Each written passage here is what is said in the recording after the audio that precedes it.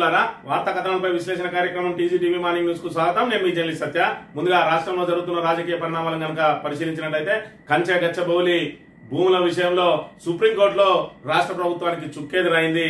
ఏదైతే ఇప్పటి వరకు ఏఐ వీడియోలతోటి మరి ఇక్కడ ప్రభుత్వాన్ని వివిధ రంగ సంస్థలను తప్పుదోవ పట్టించారని చెప్పి ఇక్కడ ఎదురుదాడికి దిగిన ప్రభుత్వానికి మరి ఇక్కడ సుప్రీంకోర్టు నిన్నటి రోజున అక్షింతలు వేసింది. ఏకంగా మరి అధికారులను జైల్లో పెడతాం, అక్కడే అదే కంచె లోపల తాత్కాలిక జైలును ఏర్పాటు చేస్తాం, మీరు చెట్లను పునరుద్ధరిస్తారా లేదంటే జైలుకు పోతారా అని చెప్పి తీవ్రంగా మరి ఇక్కడ మందలించిన అంశాన్ని కూడా మనం ఇక్కడ ప్రధానంగా గమనించవచ్చు. దానికి సంబంధించి ఇప్పటికే సుప్రీంకోర్టు సాధికారిక కమిటీ ఏదైతే ఉన్నదో అది 69 పేజీల నివేదికను అందజేసింది.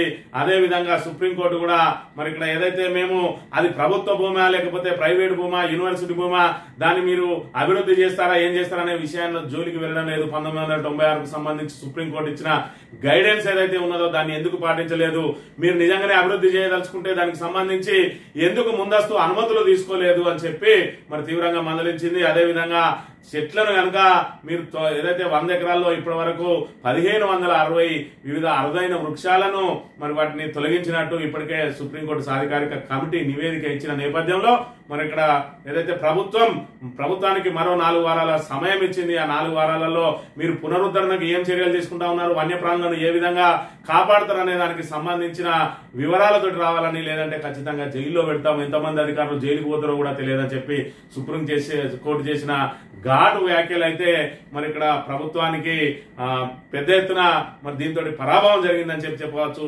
ఏఐ అని చెప్పి ఏఐని అడ్డం పెట్టుకొని ఇప్పటి వరకు గట్టెక్కుదామని చూసింది. కానీ అసలు విషయాలను ఏదైతే జింకలు బయటికి జనావాసాల్లోకి వచ్చిన విషయం, కుక్కల దాడిలో గాయపడ్డ విషయం, అదేవిధంగా కుక్కల దాడిలో మృతి చెందిన విషయం, వీటన్నిటి కూడా సాధికారిక కమిటీ వీడియోలతో సహా ఆధారాలతో సహా సుప్రీంకోర్టుకు అందజేసిన నేపథ్యంలో ప్రభుత్వం నోట్లో పచ్చి వెలక్కాయ పడ్డట్టయింది. అదేవిధంగా ఎలాంటి యాజమాన్య హక్కులు లేకుండానే DGIIC ఇప్పటికే ఆ ల్యాండ్ ను మరి ఇక్కడ కుదవబెట్టి బాండ్ల రూపంలో నిధులు సమీకరించింది.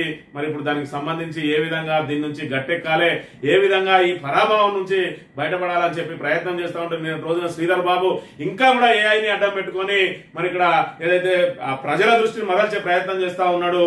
మరి అందులో భాగంగా నిన్న రోజున ఏకంగా IAS అధికారిని మీదనే మరి ఇక్కడ కేసు నమోదు చేసిండు. ఆమె చేసిన మరి పొరపాటు ఏంటంటే కేవలం ఏదైతే యూనివర్సిటీ భూములలోకి బుల్డోజర్లు వచ్చినాయో ఆ బుల్డోజర్ల ముందట మరి ఇక్కడ జింకలు నెమలి ఉన్నట్టుగా ఏదైతే ఊహా చిత్రం ఇక్కడ హాయ్ హైదరాబాద్ అనే హ్యాండిల్ నుంచి పోస్ట్ చేస్తే దాన్ని స్మితా సబర్వాల్, ఇక్కడ చూడండి స్మితా సబర్వాల్ రీపోస్ట్ చేసింది.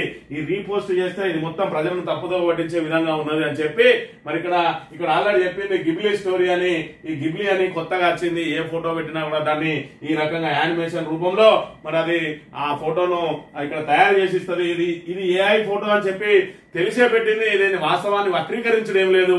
పరిస్థితి ఏ విధంగా ఉన్నది అంటే ఇందులో జింకలు ఉన్నాయి, అదేవిధంగా నెమళ్ళు ఉన్నాయి, ఇక్కడ బుల్డోజర్లు వచ్చినాయి, ఇక్కడ ర్యాక్స్ ఉన్నాయని అన్నిటినీ ఒకే చిత్రంలో ఊహా చిత్రంలో చూపించడానికి ప్రయత్నం చేసిండు. ఇక్కడికి బుల్డోజర్లు వచ్చింది వాస్తవం కదా, అందులో జింకలు ఉన్నది వాస్తవం కదా, అందులో నెమళ్ళు ఉన్నది వాస్తవం కదా, ఇక్కడ ఏదైతే మష్రూమ్ ర్యాక్స్ ఉన్నది వాస్తవం కదా, ఈ అన్నిటిని కూడా ఒకే పిక్చర్ లో పెట్టడానికి ఊహా చిత్రాన్ని మరి ఇక్కడ ఏదైతే దాన్ని ప్రచురిస్తే ఆమె మీద రీపోస్ట్ చేసినందుకే, రీట్వీట్ చేసినందుకే కేసులు పెట్టిందంటే ప్రభుత్వం మరి ఎంతలా భయపడతా ఉన్నది, లేదంటే ఎంతలా తప్పుదో పట్టించే ప్రయత్నం చేస్తున్నా. అందులో భాగంగా ప్రభుత్వానికి సంబంధించిన సొంత అధికారుల మీదనే పోలీస్ కేసులు పెట్టి నోటీసులు ఇస్తా ఉన్నారంటే మరి ఇక్కడ ఈ ప్రభుత్వ అసమర్థత ఏ విధంగా ఉన్నది, అసహనం ఏ విధంగా ఉన్నది అనే విషయాన్ని మనం ఇక్కడ గమనించాలి. 400 ఎకరాలను తెగనమ్మి మరి 30,000 కోట్లు మరి ఖజానాలో వేసుకోవడానికి ప్రయత్నం చేసిన రేవంత్ రెడ్డికి చుక్కెదురు కావడంతో మరి ఆయన అసహనానికి గురవుతున్న పరిస్థితిని అయితే మనం ఇక్కడ ప్రధానంగా గమనించాలి. ముందుగా నమస్తే తెలంగాణకు సంబంధించిన వార్తలను కనుక పరిశీలించినట్లయితే అడవిని పునరుద్ధరిస్తారా, జైలుకెళ్తారా, కూల్చివేతల సమర్థనకు బదులు పర్యావరణంపై దృష్టి పెట్టండి, కంచగచ్చబౌలి భూముల్లో హరిత విధ్వంసంపై సుప్రీంకోర్టు నిప్పులు, 100 ఎకరాలు యథాతథ స్థితిని పునరుద్ధరించాలి, ఇందుకు ప్రణాళికతో ముందుకు రావాలి, లేదా అధికారులు ఎందరు జైలు పాలవుతారో చెప్పలేము, సెలవుల్లో బుల్డోజర్లతో చెట్లెందుకు తొలగించారు, 1996 సుప్రీం మార్గదర్శకాలను ఎలా ఉల్లంఘించారు, HCU లో ఉన్న 2,400 ఎకరాల్లో ఒక్క చెట్టు కూడా నరకవద్దని కూడా మేము ఆదేశించగలం, కంచగచ్చబౌలిపై సర్వోన్నత న్యాయస్థానం ఆగ్రహం, అక్కడి వన్యప్రాణులు ఎలా సంరక్షిస్తారో తదుపరి విచారణలో వివరించాలని ద్విసభ్య ధర్మాసనం ఆదేశం, CEC నివేదికపై కౌంటర్ దాఖలు చేయడానికి 4 వారాల గడువు సుమోటో కేసు తదుపరి విచారణ మే 15కు వాయిదా. మరి ఇక్కడ ఏదైతే సిఎస్ ప్రభుత్వం తరఫున అఫిడవిట్ దాఖలు చేసింది, ఏమని దాఖలు చేసింది అని అంటే అది ప్రభుత్వ పోరంబోకు భూమి 20 ఏళ్ల నుంచి అది పడా ఉన్నది కాబట్టి దానిలో ఆ చెట్లు గుంపులు పిచ్చి మొక్కలు మొలిచినాయి, అందులో ఎలాంటి వన్యప్రాణులు లేవు, ఎలాంటి మరి ఇక్కడ దానికి సంబంధించిన పికాక్స్ లేవు అని చెప్పి మరి వాళ్ళు ఏదైతే అఫిడవిట్ దాఖలు చేసిందో మరి ఇప్పటికే సుప్రీంకోర్టు సాధికారిక కమిటీ మరి ఇక్కడ దాని మీద ఎంక్వైరీ చేసింది. వివిధ వర్గాల నుంచి వినతులను స్వీకరించి అదంతా కూడా ఒక నివేదిక రూపంలో అందజేసింది. అది కూడా మరి తుది నివేదికను ఇంకా మేము ఆధారాలు సేకరిస్తాము, తుది నివేదిక ఇస్తాం, ఇది ప్రాథమిక నివేదిక మాత్రమే అని చెప్పింది. అందులో భాగంగా ఖచ్చితంగా అది హెచ్సియు భూమికే చెందాలని ఏదైతే చెప్పిందో అదేవిధంగా అందులో మరి ఏదైతే 100 ఎకరాల్లోనే 1500 చిల్లర చెట్లను నరికివేసిండ్రు. అవి అరుదైన వృక్షాలు కూడా ఉన్నాయి, అందులో వన్యప్రాణులు ఉన్నాయి, జింకలు ఉన్నాయి, అదేవిధంగా నెమళ్ళు ఉన్నాయి. జింకలు కుక్కల దాడిలో చనిపోయినాయి అని వీడియోలతో సహా, జనావాసాల్లోకి వచ్చిన వీడియోలతో సహా ఇది సుప్రీంకోర్టు ముందర ఉంచడంతో మీరు 100 ఎకరాల్లో ఏ విధంగా చెట్లను పునరుద్ధరిస్తారో, మీరు వన్యప్రాణులను ఏ విధంగా మీరు సంరక్షిస్తారో నెక్స్ట్ అఫిడవిట్ తో మీరు ముందుకు రావాలి, లేదంటే ఎంతో మంది అధికారులు జైలుకు పోతారో తెలియదు అని చెప్పి సుప్రీంకోర్టు ఆగ్రహం వ్యక్తం చేసింది. అని అంటే కంచగచ్చబౌలి వ్యవహారంలో మొత్తం యావత్ తెలంగాణను తప్పుదో పట్టించడానికి ఇటు ప్రతిపక్ష పార్టీలు ప్రయత్నం చేసినాయా లేకపోతే అధికార పక్షం ప్రయత్నం చేసిందా, దీన్ని బట్టి తెల్లమైతా ఉన్నది. ఏదైతే ఏ వీడియోలను అడ్డం పెట్టుకుని మరి ఇక్కడ బయటపడదామని ఏదైతే ప్రయత్నం చేసిందో ఇవాళ చూసుకున్నట్టయితే మరి నిజంగానే ఏఐ వీడియోలతోటి సుప్రీంకోర్టును ఇన్ఫ్లుయెన్స్ చేసిండ్రా అని అంటే మరి మీరు ఇచ్చిన ఒరిజినల్ ఏదైతే ఉన్నాయో అలా ఎలాంటి జరగలేదని చెప్పి మీరు వేసిన అఫిడవిట్ ఎందుకు తప్పుడు అఫిడవిట్ దాఖలు చేయాల్సి వచ్చింది. ఇక్కడ ప్రభుత్వ ప్రధాన కార్యదర్శి ఈ నెలలో పాపం ఆమె రిటైర్డ్ కాబోతా ఉన్నది, ఆమె ద్వారా తప్పుడు అఫిడవిట్లు దాఖలు చేయించి ఈ రోజు ఆమెను బలిపశువును చేయబోతున్నారా అని చెప్పి మరి ఇక్కడ ఏదైతే ఐఏఎస్లు అందరూ కూడా మరి ఇక్కడ ఏదైతే అసహనం వ్యక్తం చేస్తా ఉన్నారు.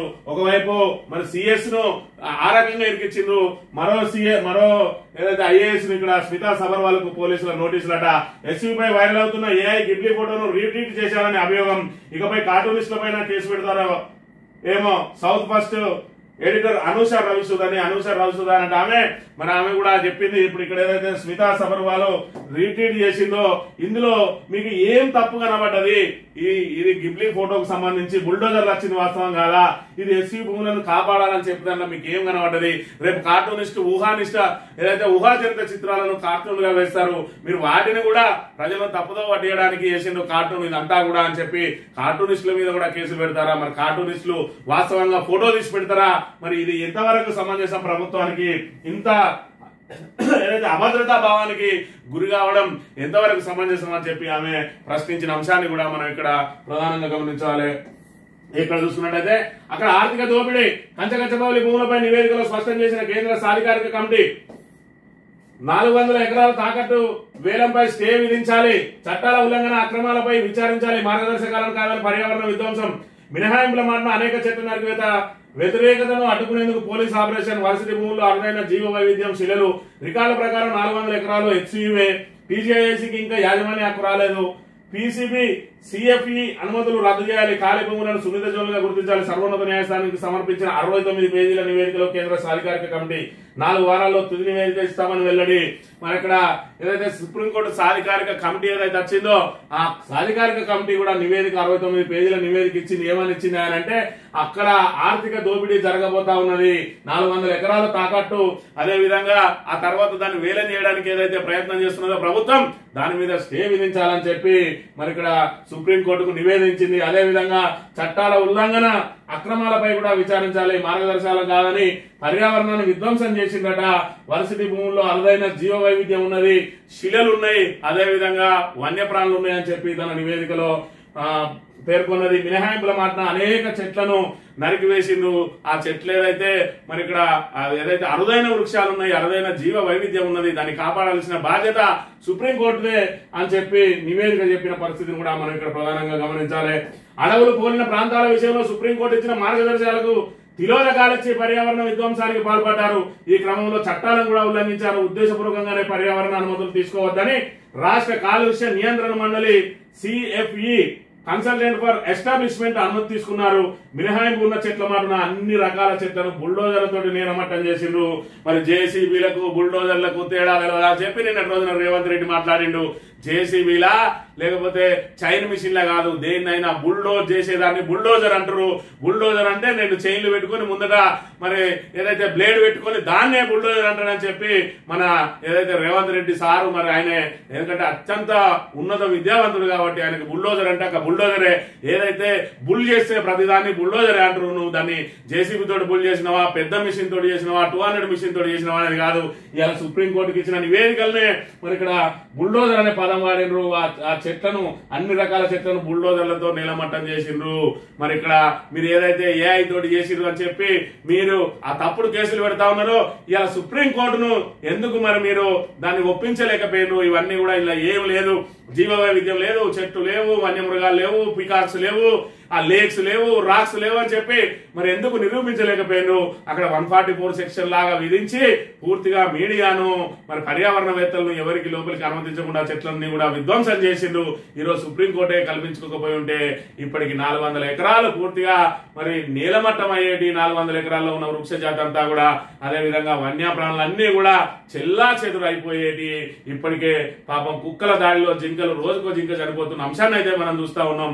వీటన్నిటిని కప్పిపుచ్చుకోవడానికి కేసుల మీద కేసులు పెడుతూనే ఉన్నారు. మరి పోలీసులు కూడా ఒక ఆలోచన చేయాలి. కేసులన్నిటి మీద కూడా ప్రభుత్వం వచ్చిన తర్వాత ఖచ్చితంగా కమిషన్ ఇస్తారు. ఆ కమిషన్ లో మీరు కూడా పీకల్లోతు మునిగిపోక తప్పదు. తప్పుడు కేసులు పెట్టిన వాళ్ళు ఇప్పుడు ఏదో మరి ఇక్కడ ఏదైతే ఇప్పుడున్న ప్రజాప్రతినిధులను మరి ఇక్కడ అధికార పార్టీని ప్రసన్నం చేసుకోవడానికి ప్రయత్నం చేస్తే వీళ్ళ అధికారం అయిన తర్వాత మీరు జైలు పోయే అవకాశం ఉంటుందనే విషయాన్ని కూడా గుర్తుపెట్టుకోవాలి. ఇకనైనా ప్రభుత్వం విధ్వంసాన్ని ఆపాలి.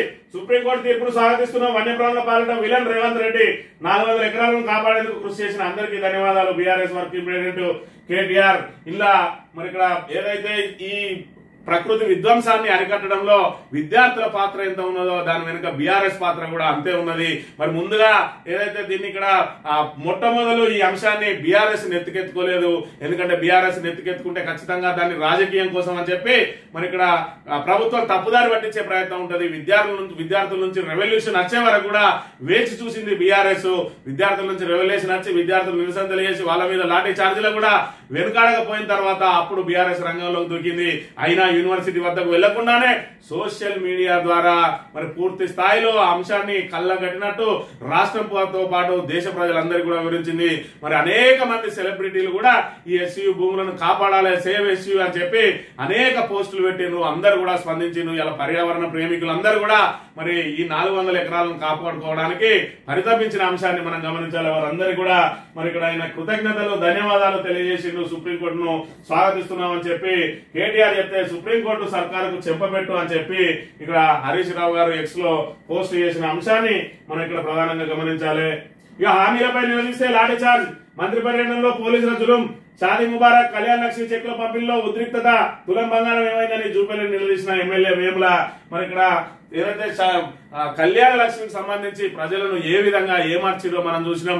మరి గతంలో చూసుకున్నట్టయితే కేసీఆర్ మరి మీకు కళ్యాణ లక్ష్మికి ₹1,00,000 మరి మీ పిల్ల పెళ్లి చేస్తే మీ పిల్లకు పిల్లాడో ఉట్టేరాక కూడా ఇస్తలేడు.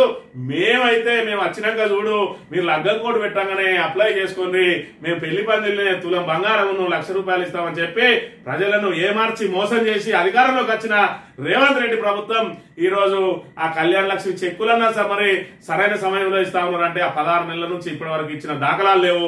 మరి ఇక్కడ పాత ఇంకా పంపిణీలు జరుగుతా ఉన్నాయి. మరి ఆ 1వ వారంలో కొత్త వచ్చినా కూడా మరి తులం బంగారం ఏది అని చెప్పి మరి ఎక్కడికక్కడ ప్రజలు నిలదీస్తున్న పరిస్థితి. నిన్న రోజున జూపల్లి కృష్ణారావు పాల్గొన్న సభలో మరి మాజీ మంత్రి ఎమ్మెల్యే ప్రశాంత్ రెడ్డి కూడా అక్కడ పాల్గొని తులం బంగారం ఏది అని చెప్పి ఆయన కార్యకర్తలందరూ కూడా మరి జూపల్లి కృష్ణారావును ప్రశ్నిస్తే వాళ్ళ మీద పోలీసులు లాఠీ చార్జ్ చేసిన అంశాన్ని కూడా మనం ఇక్కడ గమనించాలి. ఇక గ్రూప్ 1 కు సంబంధించి గ్రూప్ 1 లో పెద్ద ఎత్తున అవకతవకలు జరిగినాయి అని చెప్పి మరి ఇక్కడ పాడి కౌశిక్ రెడ్డి గత వారం రోజుల నుంచి దాన్ని ఎత్తి చూపే ప్రయత్నం చేస్తా ఉన్నాడు. ఇప్పటికే అనేక మంది మేధావులు అదే విధంగా అధ్యాపకులు కూడా గ్రూప్ 1 మీద, అదే విధంగా ఏదైతే అభ్యర్థులు నిరుద్యోగులు కూడా గ్రూప్ 1 మీద అనేక అనుమానాలు వ్యక్తం చేస్తున్న పరిస్థితి. ఆ 10 మంది సంగతి ఏంది? 21,093 మంది పరీక్షలు రాస్తే 21,103 మందికి రిజల్ట్ ఎట్లిస్తారు? అదన 10 మందిలో కాంగ్రెస్ నేత రాహుల్ నాయక్ కూడా ఉన్నారా? గ్రూప్ 1 లో భారీ కుంభకోణం, ₹1 కోట్ల చేతులు మారాయి. సమగ్ర జ్యుడిషియల్ ఎంక్వైరీతో పాటు సిబిఐ విచారణకు ఆదేశించాలి. బీజేపీ నాయకులకు మూటలు వెళ్తున్నాయి, అందుకే సీఎంతో లాలూచి. బీఆర్ఎస్ నేత హుజురాబాద్ ఎమ్మెల్యే పాడి కౌశిక్ రెడ్డి విమర్శలు అని చెప్పి మరి 21,093 మంది పరీక్షలు రాసిరని చెప్పి మీరే పేర్కొన్నారు. 21,103 మందికి రిజల్ట్ ఎట్లా ఇచ్చిండ్రు?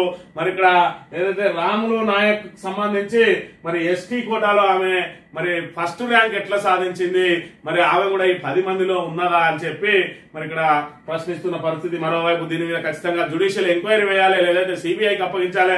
ఇందులో పెద్ద ఎత్తున మరి ఇక్కడ డబ్బులు చేతులు మారినాయి, ఇక్కడ లేని వాళ్ళని తీసుకొచ్చి పెట్టిండ్రు. అదేవిధంగా 2 సెంటర్లకు సంబంధించిన వాళ్ళే అత్యధికంగా ఎంపికైనరు. మరి దీన్నంతా కూడా విచారణ జరిపించాలి. అసలైన అర్హులకు ఇక్కడ ఉద్యోగాలు రాకుండా అడ్డుపడతా ఉన్నారు, ఉద్యోగులు దొడ్డిదారున అమ్ముకుంటా ఉన్నారు అని చెప్పి మరి ఇక్కడ చెప్తున్న పరిస్థితి. మరోవైపు రాములు ఏదైతే కాంగ్రెస్ నేత రాముల్ నాయక్ మాజీ ఎమ్మెల్సీకి సంబంధించిన ఆయన కోడలకు ఏ విధంగా అయితే ర్యాంక్ వచ్చిందో దాని మరి మొన్నటి రోజున పాడి కౌశిక్ రెడ్డి చేసిన ఆరోపణకు రాముల్ నాయక్ స్పందించిండు.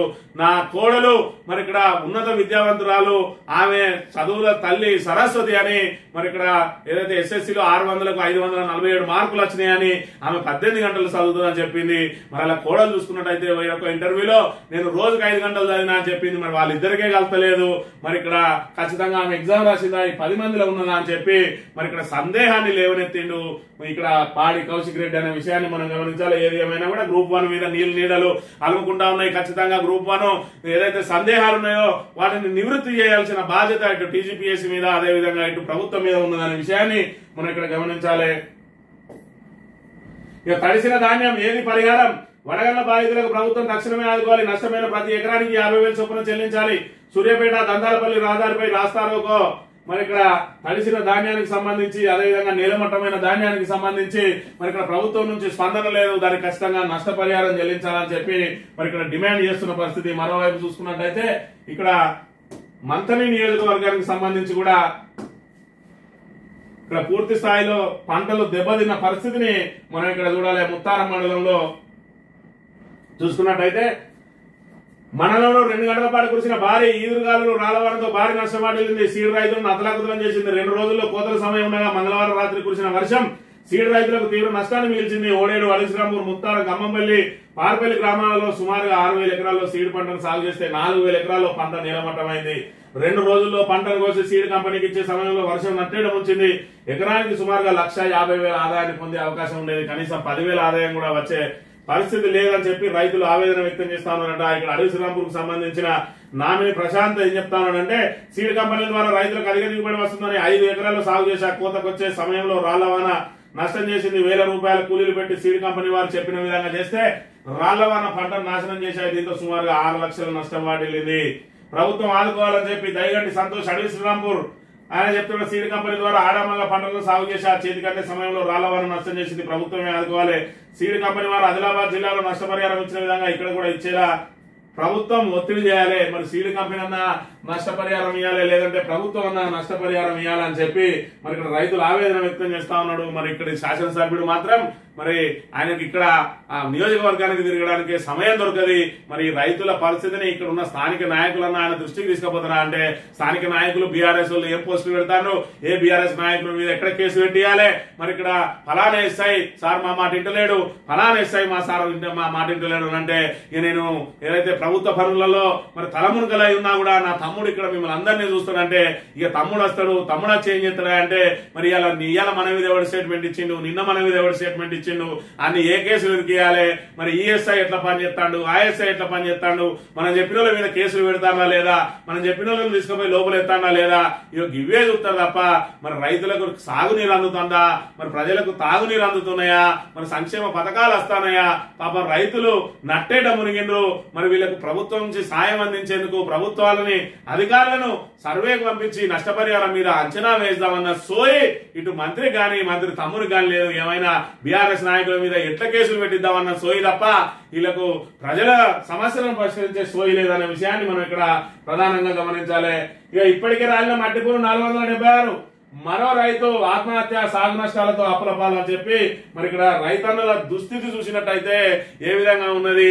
ఇటు రుణమాఫీ పూర్తి స్థాయిలో కాక, రైతు బంధు రాక, మరి ఇక్కడ సమయానికి మరి ఏదైతే సాగునీరు అందక, మరి ఇక్కడ నానా పడిగాపులు పడి నానా ఇబ్బందులు పడి ఒకవైపు పంటలు పండిస్తే ఇప్పుడు అకాల వర్షాలతోటి రాళ్ల వానలతోటి ఏ విధంగా నష్టపోతా ఉన్నారో ఆ రైతులు అప్పుల బాధలు తట్టుకోలేక కొంతమంది రైతులు ఆత్మహత్యలు పాల్పడతా ఉన్నారు. అందులో 476కు చేరింది సంఖ్య.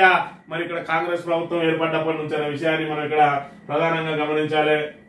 ఇక బంగారం రోజు రోజుకు మీరు ఇవ్వతుందట 98,110 గ్రాములకే 1650 ఒకటే రోజు పెరిగింది. దేశీయ మార్కెట్ లో ఆల్ టైం కు చేరిందట. వెండికి కూడా కిలోకు 1900 జంప్ అయిందని చెప్పి ఇక్కడ చెప్తున్న పరిస్థితిని మనం గమనించాలి. ఇక మళ్లీ తెరపైకి ఎస్టీ వర్గీకరణ ఉద్యమం, ఎస్టీ ఉపకులాల వర్గీకరణకు పెరుగుతున్న డిమాండ్, ఉద్యమానికి సిద్ధమవుతున్న ఆదివాసీ ప్రజా సంఘాలు. ఖమ్మం, వరంగల్ జిల్లాలో సన్నాహక సమావేశాలు. అందులో భాగంగానే నేడు ఇల్లందులో బహిరంగ సభలో ఉద్యమ కార్యాచరణ ప్రకటించే అవకాశం. ఎస్సీ వర్గీకరణ ఇప్పుడు బీసీలకు ఉన్నది, ఏబిసిడి అని బీసీలకు వర్గీకరణ ఉన్నది. ఆ తర్వాత ఈ కూడా వచ్చింది. మరి అదే విధంగా ఇప్పుడు ఎస్సీలకు కూడా వర్గీకరణ. వాళ్ళు ఏదైతే 3 దశాబ్దాలుగా పోరాటం చేసిందో ఆ పోరాట ఫలితంగా ఈరోజు సుప్రీంకోర్టు మార్గదర్శకాల మేరకు ఏబిసిలుగా మరి ఇక్కడ తెలంగాణలో ఆల్రెడీ చట్టం వచ్చిండు ఏబిసిలుగా. మరి ఇక్కడ వర్గీకరణ పూర్తయింది. ఇక పోతే ఎస్టీలు మాకు కూడా మరి ఇక్కడ ఎస్టీలు అందరం సమానం కాదు, బంజారాలు వేరు, లంబడీలు వేరు, మగళ్ళ ఉపకులాలు వేరు, మాది కూడా వర్గీకరణ చేయాలని చెప్పి మరి ఎస్సీ వర్గీకరణ ఏ విధంగా అయితే మరి ఇక్కడ ఫలితం సాధించిందో మేము కూడా మరి మా వర్గీకరణను సాధించుకుంటామని చెప్పి మళ్లీ తెరపై కంటే గతంలో ఎస్టీ వర్గీకరణ చేయాలని చెప్పి ఏదైతే ఉద్యమాలు జరిగినాయో ఆ తర్వాత సమసిపోయినాయి. ఇప్పుడు ఏదైతే ఎస్సీ వర్గీకరణ అమల్లోకి వచ్చిందో మళ్లీ తెరపైకి వచ్చిందట ఎస్టీ వర్గీకరణ. దానికోసం కార్యాచరణ రూపొందిస్తూ మరి ఇక్కడ ఇల్లందులో నేడు బహిరంగ సభ నిర్వహించుకోవడానికి ఏర్పాటు చేసిన పరిస్థితిని కూడా మనం ఇక్కడ చూడవచ్చు. ఇక సాక్షి దినపత్రిక విషయానికి వస్తే కంచెలోనే లోపలేస్తామని చెప్పి మరి ఇక్కడ సుప్రీంకోర్టు ఏ విధంగా ఆగ్రహం వ్యక్తం చేసింది, ప్రభుత్వానికి ఏ విధంగా మొట్టికాయలు వేసింది. ప్రభుత్వం మరి ఇక్కడ పూర్తి స్థాయిలో ఏదైతే కోర్టులను తప్పుదో పట్టించే ప్రయత్నం ఏదైతే చేసిందో దానికి ఏ విధంగా సుప్రీంకోర్టు ఆగ్రహం వ్యక్తం చేసింది అనే విషయాన్ని మనం ఇక్కడ ప్రధానంగా గమనించాలి. ఇక కూల్చే కుట్ర కేసీఆర్దే. 5 నుంచి 6 వేల కోట్లతో మా ఎమ్మెల్యేలను కొనే ప్లాన్. కేసీఆర్ కుటుంబం ఎన్ని స్కెచ్లు వేసినా మా ముందు చెల్లవు. ధరణి చట్టమే బీఆర్ఎస్ కురితాడైంది. మేము బాగా పనిచేస్తున్నందుకే మోదీ విమర్శిస్తున్నారు.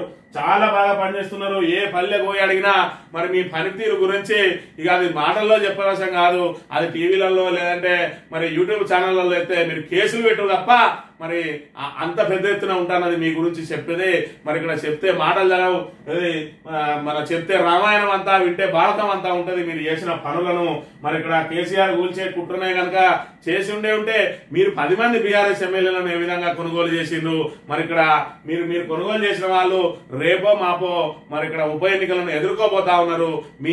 మీకు ఆల్రెడీ కేసీఆర్ చెప్పిండు, ఎవరినో కొనుక్కొని ప్రభుత్వం ఏర్పాటు చేయాల్సిన దుస్థితిలో నేను లేను. ఇంకా 3 ఏళ్లు మనం వేచి చూద్దాం. వాళ్ళకు వాళ్ళే మరి ఇక్కడ ప్రజలు పూర్తిగా తిరస్కరించి మనకు అవకాశం ఇస్తేనే మనం వద్దాం తప్ప దొడ్డిదారులు మనకు అధికారం వేద్దామని చెప్పి బాధ్యత చెప్పిండు. అయినా కూడా కొత్త ప్రభాకర్ రెడ్డి ఏదైతే చెప్పిండో ఖచ్చితంగా మిమ్మల్ని కూల్చాలని ఇక్కడ ప్రజలే చూస్తా ఉన్నారు, పారిశ్రామిక వర్గాలు చూస్తా ఉన్నారు, రియల్ ఎస్టేట్ వ్యాపారులు చూస్తా ఉన్నారు, ఖచ్చితంగా కాంట్రాక్టర్లందరూ కూడా చూస్తా ఉన్నారు. ఈ అస్తవ్యస్త పాలనతోటి తెలంగాణలో ఉన్న ప్రజలందరూ కూడా చూస్తా ఉన్నారు. మీరు మోసం చేసిన మహిళలు ఎవరైతే ఉన్నారో వాళ్ళు కూడా చూస్తా ఉన్నారు. ఇప్పుడు ఉప ఎన్నికలకు పోయిన తర్వాత మీ 10 మీకు ఒక్కటొచ్చినా కూడా ప్రజలందరూ మీ వెంట ఉన్నట్టే అని చెప్పి మరి మీకు మీరన్నా భావించుకొని మీకు ఒక్కటి కూడా వచ్చే అవకాశం లేదనే విషయాన్ని మనం ఇక్కడ ప్రధానంగా గమనించాలి. వేములవాడ రాయన్న కొత్తగూడి 3 దశల్లో ఆలయ అభివృద్ధి విస్తరణ. తొలి దశలో 76 కోట్లతో ప్రధాన ఆలయ నిర్ణయం, 33 కోట్లతో కళ్యాణ మండపం. జూన్ 15 నుంచి ప్రధాన ఆలయంలో దర్శనాల నిలిపివేత, భీమేశ్వరాలయంలో స్వామి దర్శనాలు, శృంగేరి పీఠం కనసన్నలలో నిర్మాణాలు, చారిత్రక ప్రధాన ఆలయం తొలగించకుండా విస్తరణ అని చెప్పి రాబోయే రోజులలో మరి ఇక్కడ ఏదైతే వేములవాడ గుడిని కొత్తగా కడతారట, కొత్తగా కట్టి దీన్ని కూడా డెవలప్ చేయాలి. మరి ఏదైతే పూర్తి స్థాయిలో యాదాద్రిని మరి దేశంలోనే నెంబర్ 1 గా ఏదైతే తీర్చిదిద్దిండో కేసీఆర్ ఆనవాళ్ళ లాగే నేను కూడా కొన్ని ఆనవాళ్ళు నిలుపుకోవాలని చెప్పి రాజన్న గుడిని విస్తృతంగా మరి ఇక్కడ విస్తరణ చేస్తాం, కొత్త గుడి నిర్మిస్తామని చెప్తా ఉన్నాడు. అది ఎంతవరకు సఫలమైందో మనం ఇక్కడ చూడాలి. ఇక ప్రతి పనిలోనూ ఉత్తరాది కూలీలే. రాష్ట్ర వ్యాప్తంగా 3,20,000 మంది ఉత్తరాది కూలీలు. నిర్మాణ, వ్యవసాయ, హమాలి, గ్రానైట్ పరిశ్రమల్లో అధికం ఇక్కడే స్థిరపడేందుకు ఆసక్తి చూపుతున్న లేబర్ కూలీ పనుల్లో తగ్గుతున్న తెలంగాణ వాసులు జీవన ప్రమాణాల మెరుగుతో మారుతున్న దృక్పథం. లేబర్ కొరతను అందిపుచ్చుకుంటున్న ఉత్తరాది వారు బరాబరే 3,20,000 మంది ఉత్తరాది కూలీలు ఉన్నాయి కూడా బరాబరే. తెలంగాణలో జీవన ప్రమాణాలు పెరిగిన మాట వాస్తవం, కానీ 16 నెలల నుంచి మళ్ళీ తెలంగాణ వాసులే కూలీకి పోవాల్సిన దుస్థితి ఏర్పడ్డది. రాబోయే రోజులలో ఈ 3,20,000 సంఖ్య ఇది తగ్గుముఖం పడుతుంది. తెలంగాణలో కూలీలకు పోయే సంఖ్య ఇంకా రోజు రోజుకు పెరుగుకుంటూ పోతుంది. ఇప్పటికే ఉపాధి హామీ కూలీలు మరి సంఖ్య పెరిగింది, మరి రోజులు తగ్గినాయి, పని దినాలు తగ్గినాయి. దాంతో బయటికి కూలీకి పోని పరిస్థితి, కూలీకి పోక తప్పని పరిస్థితి నెలకొన్నదనే విషయాన్ని మనం ఇక్కడ ప్రధానంగా గమనించాలి. తదుపరి సిజేఐ జస్టిస్ గవాయ్ కేంద్రానికి సుప్రీంకోర్టు సిజేఐ సంజీవ్ ఖన్నా సిఫారసు. 52వ భారత ప్రధాన న్యాయమూర్తిగా మే 14న బాధ్యతల స్వీకరణ. జస్టిస్ బాలకృష్ణ తర్వాత ఆయన రెండో దళిత సిజేఐ. మహారాష్ట్రలో జరిగిన బొంబాయి హైకోర్టులో పలు హోదాలో విధులు. 2019 నుంచి సుప్రీంకోర్టులో కీలక ధర్మాసనాల్లో ముఖ్య భూమిక. 370 రద్దు, పెద్ద నోట్ల రద్దు, ఎన్నికల పాలన నిలిపివేత తీర్పుల్లో భాగం అని చెప్పి జస్టిస్ గవాయ్ ఈయన పేరు నిత్యం మనకు వినబడుతూనే ఉంటది. ప్రతిసారి మరి వివాదాస్పద కేసులన్నీ కూడా ఆయన బెంచ్ మీదకే వెళ్తాయి. ఎందుకంటే మరి ఇక్కడ సిజేఐకి ఆయన మీద ఉన్న నమ్మకం, దాంతో ఈ రోజు సిజేఐ ఎవరైతే మరి ఇక్కడ ఆయన పదవీ కాలం ముగించుకోబోతా ఉన్నాడు ఆయననే సిఫారసు చేసిందట. తదుపరి సిజేఐ జస్టిస్ గవాయ్ రామకృష్ణ గవాయ్. ఈయన మహారాష్ట్రకు చెందిన వ్యక్తి. ఈ రోజు మన కంచె గచ్చబౌలి వ్యవహారం అంతా కూడా మరి గవాయ్ ధర్మాసనమే చూస్తా ఉన్న ద్విసభ్య ధర్మాసనం ఆయననే. మరి ఇక్కడ తెలంగాణ ప్రభుత్వ అలా దురదృష్టమేమో కానీ ఆయననే సిజేఐ కాబోతా ఉన్నాడు. మరి ఆయన చెప్పిందే వేదం కాబోతా ఉన్నది. రాబోయే రోజులలో మరి కంచె గచ్చిబౌలికి మంచి రోజులు వచ్చినాయి. ఈయననే సిజేఐ అయితే ఇంకా పూర్తి స్థాయిలో వాటిని కాపాడమే కాదు, అడవిని పునరుద్ధరించి అందులో వన్యప్రాణులకు మరి ఇక్కడ స్వేచ్ఛ కల్పించి వన్యప్రాణులను సంరక్షించి ఏదైతే హైదరాబాద్ కు లంగ్ స్పేస్ లా ఉన్నటువంటి ఆ 400 ఎకరాలు కాపాడబడబోతా ఉన్నాయి. ఈయన సిజేఐ కావడం తెలంగాణ ప్రజల అదృష్టం అని చెప్పి మనం ఇక్కడ భావించాలి. మొదలుగానున్న కొలువుల జాతరాట భర్తీకి సిద్ధంగా 56,000 పైగా ఉద్యోగాలు. ఆయా శాఖల నుంచి ప్రభుత్వానికి నివేదికలు. త్వరలో 18,236 పోస్టులకు నోటిఫికేషన్లు. ఎందుకు మొత్తం వేయచ్చు కదా, 18,236 పోస్టులే ఎందుకు? మరి ఇక్కడ చూసుకున్నట్టయితే ఒక పోలీస్ శాఖలోనే 12,150 ఉన్నాయట. మరి ఇవన్నీ కలిపి 56,000కు పైగా ఉద్యోగాలు ఉన్నాయి. మరి మీరు ఇప్పటి వరకు ఆ మొదటి సంవత్సరంలోనే 2 లక్షలు నింపుతా అన్నారు. మరి ఇక్కడ కేసీఆర్ ఇచ్చిన వాటితో కలుపుకున్నా మీరు ఇప్పటి వరకు ఇచ్చింది 56,000. మరి ఆ 56,000 ఈ 56,000 కలిపితే కూడా మరి 1,10,000 దాటలేవు, 1,12,000 అవుతాయి. మరి 1,12,000లో 2 లక్షల ఉద్యోగాలు ఇస్తాను ఏ విధంగా చెప్పారు? మరి ఖాళీలే లేనప్పుడు మరి 2 లక్షల ఉద్యోగాల మాట ఏ విధంగా వచ్చింది? మరి ఇప్పుడే సమాధానం చెప్పాలి. ఏదైతే ప్రభుత్వం మరి 2 లక్షల ఉద్యోగాలు మొదటి సంవత్సరమే నింపుతామని చెప్పింది, మరి నిరుద్యోగులను మోసం చేసిన ఆ ప్రభుత్వంలో ఖాళీలు లేనప్పుడు నింపుతా అనే మాట ఎట్లిచ్చింది, మేనిఫెస్టోలో ఎట్లా చేర్చింది? ఇప్పుడు 56,000 ఖాళీలు ఉంటే మరి మీరు ఏకకాలంలో 2 లక్షలు చేస్తా అన్నోళ్ళు ఇప్పటికి 18,000కి ఇచ్చే కంటే మొత్తం 56,000కు ఇచ్చి మరి త్వరగా మీరు ఇచ్చే ఉద్యోగాలు ఏదో త్వరగా నిరుద్యోగులకు అందజేస్తే బాగుంటుంది కదా అనే విషయాన్ని కూడా గమనించాలి. నేటి నుంచి రెవెన్యూ సదస్సులట భూభారతికి సంబంధించి ఏదైతే 4 మండలాలు ఉన్నాయో ఆ 4 మండలాల్లో మరి ఏదైతే ఇక్కడ రెవెన్యూ సదస్సులు నిర్వహించబోతా ఉన్నది. వక్ వాసులేవి డినోటిఫై చేయదు. వక్ బై యూజర్ అయినా వక్ బోర్డుల ఆస్తులైన ప్రస్తుతానికి చర్యలతో కేంద్రానికి సుప్రీం సూచన. చట్టంలోని పలు అంశాలపై స్టే ఇచ్చేందుకు సిద్ధం. వక్ బై యూజర్లను అనుమతించకుంటే ఎలా? 100 ఏళ్ల కిందటి ఆస్తులకు పత్రాలు ఎలా వస్తాయి? మరి వక్ఫ్ బోర్డుకు సంబంధించి 100 ఏళ్లకు సంబంధించిన వాటికి పత్రాలు రావు. మరి మనకు కూడా తాత ముత్తాతల ఆస్తి 100 ఏళ్ల నుంచి ఉంటది, వాటికి మాత్రం పత్రాలు కావాలి. కోర్టులు కూడా ఈ విషయంలో ఆలోచన చేయాలి. వక్ బై యూజర్ అనేది చాలా ప్రమాదకరమైనది. ఇందులో అంశాన్ని కనుక మనం పరిశీలించినట్లయితే ఏదైనా ఒకరోజు మన అందులో ముస్లింలందరూ కూడా ప్రార్థనలు చేస్తే ఏది ఎల్బీ స్టేడియంలో మొన్నటి రోజున మరి అక్కడ వాళ్ళకు ఏదైతే ఇఫ్తార్ విందు పెట్టిండ్రు ఆ ఇఫ్తార్ విందులో ముస్లింలు పాల్గొన్నారు. కాబట్టి రేపు మాదే ఈ ఎల్బీ స్టేడియం అంటే ఖచ్చితంగా అది వక్ బోర్డుకు అప్పచెప్పాల్సిందే. వక్ బై యూజర్ అంటే వాళ్ళు ఒక్కరోజు యూజ్ చేసుకున్నా కూడా అది వాళ్ళ పాలే అవుతుంది. ఇది ఎంతవరకు సమంజసం? వక్ బై యూజర్ అనేది దీన్ని ఖచ్చితంగా తొలగించాల్సిందే. లేదంటే మన ఇంట్లోకి వచ్చి ఒక్కరోజు ముస్లింలందరూ కలిసి ప్రార్థనలు చేస్తే మన ఇల్లు కూడా వాళ్ళకి ఇచ్చేయాల్సిందే. అట్లా ఉన్నది వక్ఫ్ చట్టంలో. అందుకే మరి ఇక్కడ చట్ట సవరణ తీసుకొని వచ్చింది. దీన్ని అందరూ సమర్థించాలి. కోర్టులు కూడా మరి దీన్ని ఈ అంశాన్ని పరిగణలోకి తీసుకోవాలి. ఇప్పటి వరకు మీరు ఇచ్చిన తీర్పులను ఏవైతే డీనోటిఫై చేయొద్దని చెప్పి అడుగుతా ఉన్నారో అవి డీనోటిఫై చేయాలా వద్దా అనే దాని మీద మళ్ళీ సమీక్షించుకోవాలి. వక్ బై యూజర్ అనేది మాత్రం పూర్తి స్థాయిలో మరి ఇక్కడ వ్యక్తుల ఏదైతే వాళ్ళ హక్కులను హరించి వేసేది ఆ చట్టంలో ఉన్న కఠిన నిబంధన అనే విషయాన్ని మనం ఇక్కడ గమనించాలి. చైనాను ఒంటరి చేద్దాం. డ్రాగన్ కట్టడికి సుంకాల చర్చలను ఆయుధంగా వాడే యోచనలో ట్రంప్. చైనా ఉత్పత్తుల రవాణాకు అనుమతి ఇవ్వద్దని పలు దేశాలకు సూచన. చైనాతో వాణిజ్యం తగ్గించాలని ఒత్తిడి. వాల్ స్ట్రీట్ జర్నల్ కథనం. చైనా ఉత్పత్తులపై అమెరికా సుంకాల భారం 245%. చైనా మీద మరి యుద్ధం చేస్తాడట. ఈయన యుద్ధం చేస్తే మరి అందరూ కూడా చైనాను మరి ఇక్కడ ఏదైతే ఒంటరి చేద్దామని చెప్పి అందరికి పిలుపునిస్తా ఉన్నారు. మరి అన్ని దేశాలతోటి కొట్టాడుకుంటూ చైనాను ఒంటరి చేద్దామనంటే మరి ఎవరైతే మీరు అన్నిటి మీద సుంకాలు పెంచుకుంటూ వచ్చినో వాళ్ళందరూ ఇక్కడ చైనాకు అండగా నిలవరు అనే విషయాన్ని ఒకటి గమనించాలి. రెండోది చూసుకున్నట్టయితే చైనాకు మరి భారత్ నుంచి వీసాలు సులభతరం చేసిరట. ఈ 3 నెలల్లోనే జనవరి నుంచి మార్చి లోపే 86,000 వీసాలను మరి అప్పగించిందట. అయితే ఏదైతే మరి ఇక్కడ అమెరికా తోటి ఇక్కడ కయ్యానికి కాలుతూ ఉన్నదో భారతదేశంతో స్నేహాస్తం అందించడానికి ప్రయత్నం చేస్తా ఉన్నది. మనకు పూర్తి శత్రు దేశం మరి దాన్ని మిత్రుగా మారాలి అంటే శత్రువుకు శత్రువు మిత్రుడు అన్న సందంగా మరి ఇక్కడ అమెరికా తోటి పోరాటం చేయడానికి భారత్ తోటి స్నేహాస్తం అందించడానికి మరి అమెరికా ఏ విధంగా అయితే రష్యా తోటి స్నేహాస్తం అందించిందో మరి ఉక్రెయిన్ విషయంలో అదే విధంగా చైనా కూడా భారతదేశానికి స్నేహాస్తం అందించడానికి సిద్ధంగా ఉన్నట్టుగా మరి వీటిని బట్టి తెలం అవుతా ఉన్నది. పాఠశాల నీళ్ల ట్యాంకులో పురుగుల మందు. మధ్యాహ్నం భోజనం వండే పాత్రల్లోనూ అనుమానం వచ్చి అప్రమత్తమైన సిబ్బంది సకాలంలో గుర్తించడంతో తప్పిన ముప్పు నిందితులను అరెస్ట్ చేసిన పోలీసులు.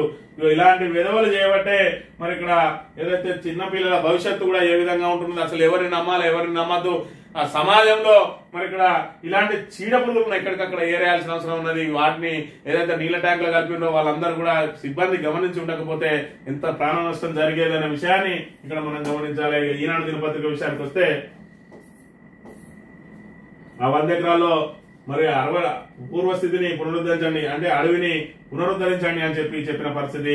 ఇక రేవంత్ అన్న జపాన్ వేయండు. జపాన్ లో భారత రాయబారి తోటి మరి ఇక్కడ సీఎం రేవంత్ రెడ్డి భేటీ అట. ముఖ్యమంత్రి రేవంత్ రెడ్డి నేతృత్వంలో తెలంగాణ రైజింగ్ ప్రతినిధి బృందం బుధవారం జపాన్ చేరుకుంది. జపాన్ లో భారత రాయబారి శిబు జార్జ్ తో భేటీ అయింది. టోక్యోలోని 100 ఏళ్ల చరిత్ర కలిగిన ఇండియా హౌస్ లో ఈ సమావేశం జరిగింది. శిబు జార్జ్ వారికి విందించారు. పలు అంశాలపై చర్చించారు. కాంగ్రెస్ ఎంపీ కె రఘువీర్ రెడ్డి, సీఎం ముఖ్య కార్యదర్శి Seshadri, TGIIC MD Vishnuvardhan Reddy, metro MD NVSS Reddy తదితరులు పాల్గొన్నారు. ఈ కార్యక్రమంలో తమిళనాడు డిఎంకే ఎంపీ కనిమొలి, మాజీ ఎంపీ నెపోలియన్ కూడా పాల్గొన్నారట. జపాన్ లో భారత రాయబారి తోటి భేటీ అయ్యిండు రేవంత్ అన్న. ఇక్కడ ఏదైతే మనకు దావోస్ నుంచి పెట్టుబడులు తెచ్చిండు పెద్ద ఎత్తున మరి 1,78,000 కోట్లు తీసుకొచ్చిండు. మరి దానికంటే ముందు 40,000 కోట్లు తీసుకొచ్చిండు. అవి ఇప్పుడు 220 కోట్ల 2,20,000 కోట్లకు చేరింది పెట్టుబడులు. జపాన్ నుంచి కూడా 78,000 కోట్లు తెస్తే అంతా 3 లక్షల కోట్లకు నిండుతుంది. అవన్నీ పేపర్లలో చూసుకొని మనం సంబరపడాలి. ఎందుకంటే మొదటిసారి పెట్టిన 40,000 కోట్లే ఇప్పటికి అతిగతి లేదు. మొన్న హీరో ప్యాకెట్లు పెట్టి ప్రచారం చేసిరు. మేము నిధులు తెస్తా అంటే, మేమైతే పెట్టుబడులు తీసుకొస్తా అంటే వీళ్ళ కడుపు మండుతుంది ఏదో తాగురని. ఇప్పుడు ఈయన ఎవరు తాగాలనో మరి ఇక్కడ ప్రజలు డిసైడ్ చేస్తారు. పూర్తి స్థాయిలో పెట్టుబడులని ఎంఓఏలు చేసుకుని మరి అలా ఉప ముఖ్యమంత్రి చెప్పిండు. ఎంఓఏలు చేసుకున్నంత మాత్రాన కంపెనీలు వచ్చినట్టు కాదు, కంపెనీ ఎస్టాబ్లిష్మెంట్ అయితేనే దీనికి సార్థకత అని. మరి ఇక్కడ ఎంఓఏలు ఎన్ని అయినాయి, ఇప్పటి వరకు ఎస్టాబ్లిష్ ఎన్ని అయినాయి అనేది తెలంగాణ ప్రజలే గమనించాలని కోరుతూ ఇది ఈ రోజు మార్నింగ్ న్యూస్. రేపు వెళ్తాం. Thank you very much.